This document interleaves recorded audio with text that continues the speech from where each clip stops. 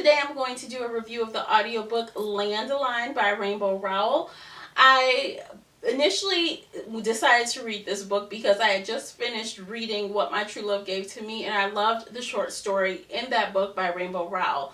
I previously had heard a lot of chatter about her books. I have yet to read anything by her. This was my first one, and I really enjoyed it.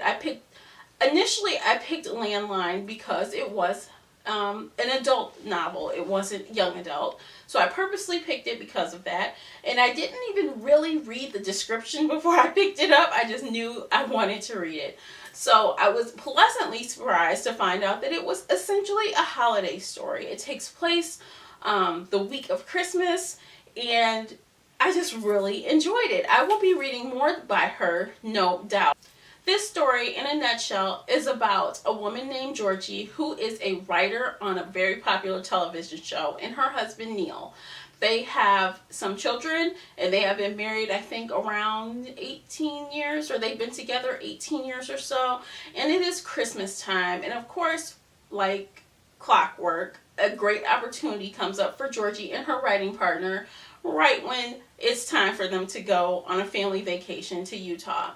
So, after this, you can tell that Neal and Georgie have their problems. You can tell that things are very wrong. And during this time apart, Neal takes off with their kids. Georgie comes across a magical phone in her old room at her mother's house, and she's able to talk to Neal in the past. So present day Georgie is talking to past tense Neal, and we're talking like when they were still in college age Neal. So it was very fun and light, and at first, I thought it was a little bit angsty for a woman of Georgie's age. But after a while, it didn't bother me so much. I didn't notice it as much, I guess. The more I got into the story and the more I got into the characters, I guess her woe is me angstiness kind of didn't faze me as it did initially. I felt like I really enjoyed how the characters grew. The only person that didn't really grow was Neal. I mean, I felt like he was essentially the same person from beginning to end, and he really didn't budge. They have a unique situation going on, and it seemed like it was all or none. And initially, I really didn't buy that Neal and Georgie were a good pair, actually. I kind of thought Neal was a little bit bullheaded and not, accommodating in any way, shape, or form. But then I started to see where, okay, Georgie was constantly picking her career, her writing partner, whatever the situation was, over her family or her husband. And so I could see where the breakdown would start to happen. But what I loved about this story was that at the end, while it wasn't picture perfect, it was very realistic, but it gave you a sense of possibility for them. Like, you felt like what Georgie went through in the little magic phone, it was all worth something. Like, something good was going to come out of her experience talking to the younger version of Neal. So the writing was good, the characters were fun, they were different. I loved Georgie and Neal's kids. They were so cute, the two daughters. One was a little bit more obnoxious than the other, but what do you expect? They're like two kids under the age of 10. So I think one was 7 and one was 5 or something like that, around those ages.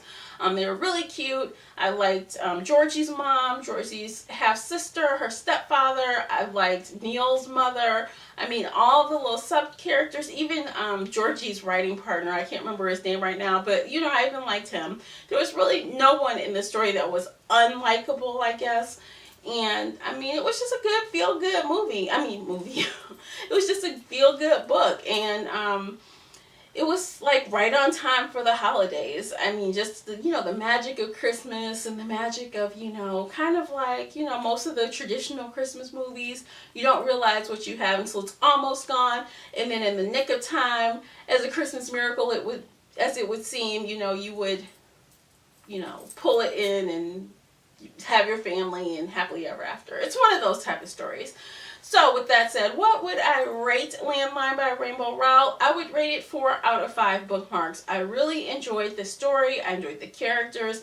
I liked that she was able to shift. I think this was her first adult book, I think. Don't quote me on that. but from the little bit of looking I did on Goodreads, I think everything else she wrote was young adult. So I wasn't pleased with her adults book. And I also enjoyed the narrator. The narrator was excellent. She was able to really stretch her voice and do the different voices of the children, of Neal, of Georgie, of the other men in the book. And it was really, she did a really good job. I would recommend this. I have, like I said, I haven't read anything else by Rainbow Rowell, but I definitely will. I think the next time I read something by her, I will definitely read it instead of audio, just to see if I get a different feeling from it.